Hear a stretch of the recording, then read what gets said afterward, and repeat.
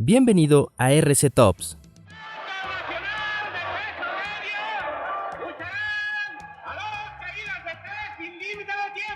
El enmascarado de plata, el príncipe Maya y Mil Máscaras.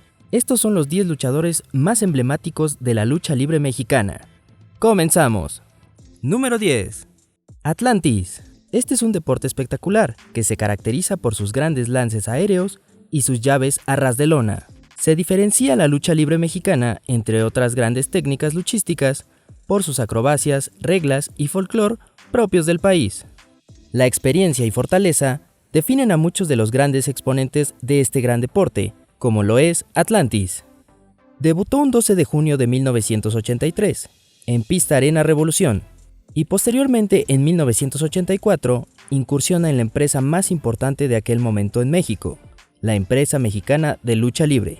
En ella destaca y se coloca como una de las grandes figuras, obteniendo varios campeonatos en varias categorías, acumulando cabelleras y máscaras de grandes rivales. El 21 de septiembre del mismo año consigue su primer máscara al derrotar a Arturo Beristain, el Talismán. Número 9. Lizmark. La lucha libre mexicana es caracterizada por sus estilos de sumisión rápida y acrobacias elevadas, pero también por sus personajes emblemáticos que con sus habilidades y características tienen un lugar en la historia. Originario de Santiago Llano Grande, Oaxaca, México, Lizmark fue un luchador enmascarado mexicano.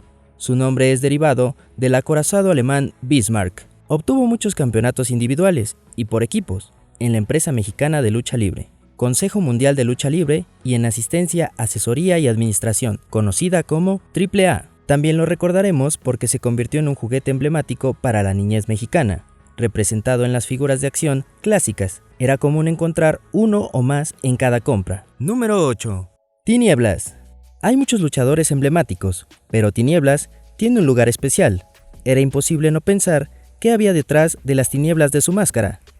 Incluso parecía un personaje sacado de otra dimensión, asemejando a un Power Ranger.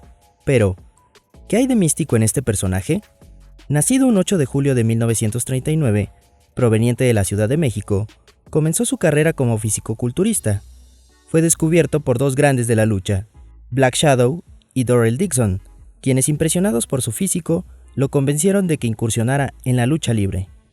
Un editor de la revista Lucha Libre lo nombró como Tinieblas. Con aquel nombre finalmente debutó el 20 de agosto de 1971, haciendo tercia con sus descubridores en un mano a mano frente a Dr. Wagner, El Solitario y Renato Flores. No podemos dejar a un lado a su entrañable secuaz, Aluche, un duende maya que juntos han tenido aventuras por doquier, en el cómic Tinieblas, el Hijo de la Noche, o también en cintas cinematográficas. Número 7. Canek. Muchos de los luchadores son enmascarados en la lucha libre mexicana, es decir, utilizan una máscara para ocultar su identidad verdadera y crear una imagen que les dé una personalidad especial. Y una de las máscaras más emblemáticas es Canek, o también conocido como Príncipe Maya, uno de los pesos pesados de este deporte, llegando a pesar 110 kilogramos y teniendo una altura de 1.87 metros. Debutó profesionalmente con el nombre del Universitario a los 18 años de edad. Después de varios años de lucha, uno de sus compañeros, Ángel Azul, le vende uno de sus equipos y desde ese momento cambia a ser Príncipe Azul, cosechando muchos éxitos, pero fue hasta el año 1973 que el editor de la revista Lucha Libre, creador de grandes leyendas como Mil Máscaras y Tinieblas, le otorga el nombre de Canek, presentándose así en Toreo de Cuatro Caminos un 24 de marzo. Obtuvo grandes triunfos en artes marciales mixtas y también venció a muchos rivales. Así obtuvo una gran cantidad de máscaras, entre ellos se encuentra Universo 2000. Sin dejar a un lado su participación en territorio norteamericano, donde tuvo grandes hazañas, la lucha que tuvo ante André el Gigante, dejando ver su poderío muscular de este importante luchador. Número 6. Dr. Wagner Jr. Las dinastías dentro de la lucha libre mexicana tienen un lugar especial, pero hay algunas que inmortalizaron sus colores y sus símbolos a través de las generaciones. Dr. Wagner Jr. es hijo de Dr. Wagner y hermano del luchador Silver King. Con estos nombres sabrías en cualquier cartel de lucha que el mano a mano sería espectacular. Este luchador ha sido 4 veces campeón mundial, ganando el megacampeonato de AAA en 3 ocasiones y el campeonato mundial de peso completo de la UWA. Sin dudarlo, esta es una de las máscaras más queridas de la lucha libre mexicana. En muchos rincones de México se coreó por mucho tiempo y repetidamente su nombre en la arena. Pero lo que realmente cautivó a la afición de este deporte es el diseño de su equipo, su máscara y en conjunto el carisma y la actitud que caracterizan a este increíble luchador. Número 5. Rayo de Jalisco. Lo que más caracterizaba a este luchador era su máscara, y claro, cómo evitar apreciarla si su distintivo es un rayo que dividía en 2 al rostro. El debut en la lucha libre de este personaje fue en febrero de 1950, bajo el nombre de Mr. Misterio. Más tarde aparecería en la Ciudad de México bajo el nombre de Águila Negra. Continuó afinando sus habilidades y en 1960 apareció bajo el nombre de El Rayo, pero no fue hasta 1962 cuando finalmente se presentó como Rayo de Jalisco. Los luchadores pueden poner en juego sus máscaras al enfrentar un combate contra otro luchador enmascarado, máscara contra máscara o bien máscara contra cabellera, pero al perderla no la pueden volver a portar nunca en su carrera deportiva. Es así como el Rayo de Jalisco pudo arrebatar muchas máscaras para tomarlas como preseas.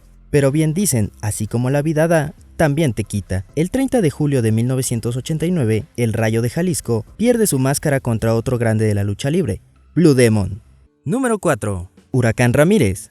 Este ícono de la lucha libre, en principio no se forjó dentro de los cuadriláteros, sino más bien en la pantalla grande de los cines de la época. Huracán Ramírez fue un personaje mítico de la lucha libre mexicana, interpretado principalmente por Daniel García Arteaga, y creado por Joselito Rodríguez, quien produjo en 1952 la película Huracán Ramírez. Gracias al éxito de esta película, llegarían más secuelas, y ese mismo éxito da la oportunidad de que el personaje llegue al ring. La gente lo pedía en las arenas. Fue creador de la genial llave lance, denominada en su honor la Hurracarrana. En palabras de Daniel, él bautizó tal movimiento como Huracanada, pero el público y los medios rebautizaron dicha llave como Hurracarrana. Sus grandes parejas fueron El Santo, Mil Máscaras, Blue Demon, El Solitario y El Rayo de Jalisco. Cabe mencionar que derivado de diferencias con el productor Juan Rodríguez Más, por situaciones con el nombre, Daniel decidió despojarse voluntariamente de la máscara en 1988, por lo cual el personaje de Huracán quedó sin representante durante algún tiempo. Posteriormente, el personaje lo adoptó Juan Sevilla González, Huracán Ramírez, quien perdió la máscara en un triangular donde participaban Fuerza Guerrera y Octagón. Fuerza Guerrera libra el duelo directo y Octagón es quien logra ganar la tapa de dicho huracán. Este encuentro se celebró en la Arena México, en mayo de 1991. El perdedor pronto desapareció del medio. Daniel García, Huracán Ramírez, se retiró en el extinto Toreo de Cuatro Caminos, en Naucalpan, Estado de México, en 1987, acompañado de Tinieblas y el Hijo del Santo, ganando en 3 fabulosas caídas a los brazos. Número 3.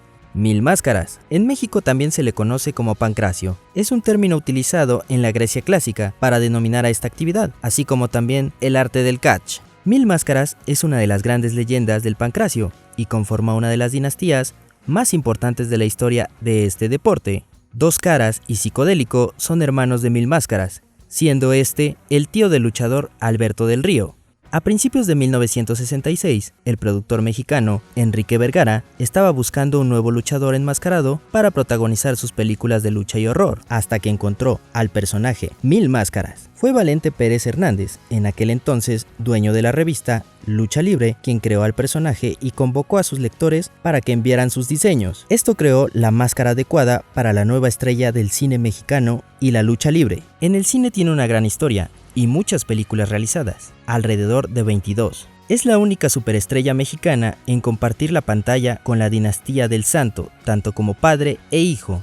Mil Máscaras obtuvo su primer título en 1967, derrotando a Espanto. El 21 de octubre de 2011, la revista mexicana Superluchas anunció en exclusiva que el legendario luchador mexicano sería llevado al Salón de la Fama de la WWE en 2012, siendo el primer luchador originario de México y el primer luchador enmascarado en recibir esta conmemoración. Número 2. Blue Demon. El Tosco y el Manotas eran apodos con los cuales también era conocido este emblemático personaje. Originario de Nuevo León, nace una leyenda el 24 de abril de 1922. Este luchador tan famoso e importante para el deporte comenzó su carrera con un estilo rudo. En el año de 1952, el Santo derrotó a Black Shadow, que hacía pareja en aquel entonces con Blue Demon. en una lucha de máscara contra máscara ante un lleno extraordinario en la mítica Arena México. Este hecho es el que originaría la clásica rivalidad entre Blue Demon y el Santo, el enmascarado de plata.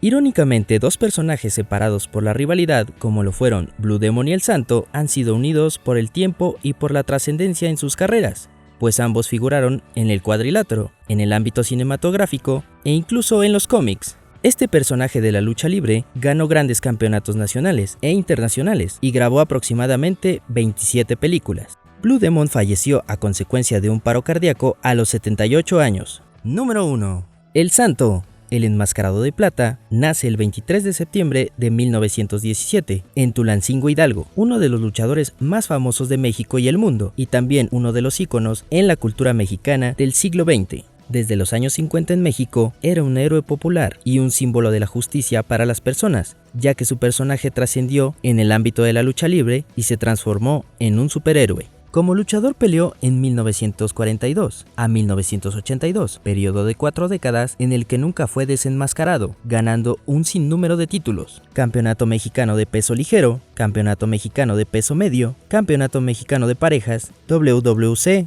NWA y el Salón de la Fama por WWE.